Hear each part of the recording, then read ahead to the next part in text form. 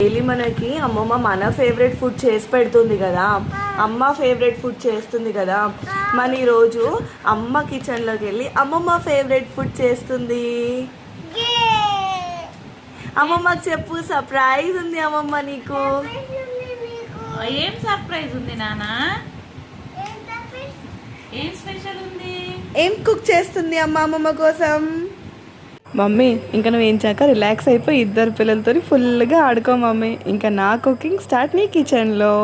ఇంకా నేనైతే మా మమ్మీ ఫేవరెట్ వైట్ పాస్తా చేయబోతున్నాను. వైట్ సాస్ పాస్తా రెసిపీ ఎలా ఉంటుంది, నేను ఎలా చేస్తానో ఒకసారి చూసేయండి.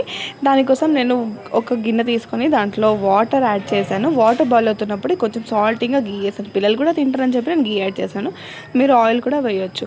ఇప్పుడు దాంట్లోకి పాస్తాను యాడ్ చేసుకొని ఒక 2 to 3 minutes బాయిల్ చేసుకోవాలి. మరి పాస్తాను 100% అయితే బాయిల్ చేయలేదు. కొంచెం ఆయిల్ వేయడం వల్ల ఒకదానికొకటి అతుక్కోకుండా ఉంటుంది అండ్ మళ్ళీ ఉడికినప్పుడు ముద్దలా కూడా అవ్వకుండా ఉంటుంది. ఇంకా సాస్ చేయకుండా ముందు వెజెస్ని ఫ్రై చేసుకుందాం. ఒక ప్యాన్లో బటర్ వేసి garlic, chopped onion, capsicum, broccoli, boiled sweet కార్న్ని వేసి కొంచెం సాల్ట్ వేసి మూత పెట్టేస్తున్నాను. ఇంకా ఇదే అస్సలు main step white sauce pasta కోసం. వైట్ క్రీమ్ రెడీ చేశాను. దీనికి ఒక ప్యాన్లో బటర్ వేసి ఒక 2 spoons మైదా మంచిగా రోస్ట్ చేశాను. ఆ తర్వాత మిల్క్ వేసి చీజ్ వేసాను. చీజ్ వేసిన తర్వాత మంచిగా బాయిల్ అవుతుంది. ఆ బాయిల్ అయిన తర్వాత నేను ఫస్ట్ పెట్టుకున్నాను కదా వెజీస్, ఆ వెజీస్ అన్నీ దీంట్లోకి యాడ్ చేసి మంచిగా కలిపేసాను వాటిని.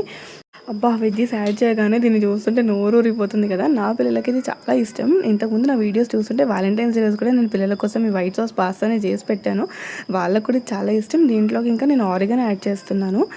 ఆరిగనోతో పాటు చిల్లీ ఫ్లేక్స్ కూడా వేయొచ్చు. నేను పిల్లలు తింటారు కదా, కొంచెం స్పైసీ ఉంటుందని చెప్పి చిల్లీ ఫ్లేక్స్ చాలా లైట్గా వేసాను నేను.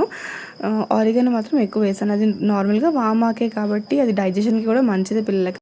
ఇంకా లాస్ట్ పాస్తా యాడ్ చేశాను. నాకే నోరూరిపోతుంది ఎప్పుడెప్పుడు తినేయాలి అని చెప్పి. ఇంకా నేను వీళ్ళ కోసం రెడీ చేసిన స్పెషల్ డిష్ని రివ్యూ అడగడానికి వెళ్ళిపోయాను. నా పెద్దోడు దాన్ని చూసి వావ్ నాకు ఎక్స్ప్రెషన్ అయితే ఇచ్చాడు. ఎట్లుంది సమ్ము?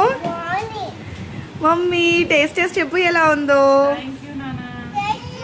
పెట్టుకో ఒకసారి. ఇంకా మా మమ్మీకి, నా ఇద్దరు పిల్లలకి ఈ డిష్ చాలా బాగా నచ్చేసింది. మీరు కూడా డెఫినెట్గా ట్రై చేయండి. వైట్ సాస్ పాస్తా చాలా ఈజీ, సింపుల్ అండ్ సూపర్ యమ్మీగా ఉంటుంది.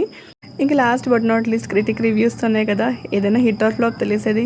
మా డాడీకి ఇలాంటి పిజ్జా, పాస్తా, బర్గర్లు అంటే అస్సలు నచ్చవు. బట్ కూతురు చేసింది కాబట్టి మా డాడీ దాన్ని ఇంకా ఇష్టంగానే తిన్నాడు. ఎలా ఉంది అని అడిగితే మా డాడీ కూడా ఫైనలీ నచ్చిందని ఆన్సర్ ఇచ్చాడు.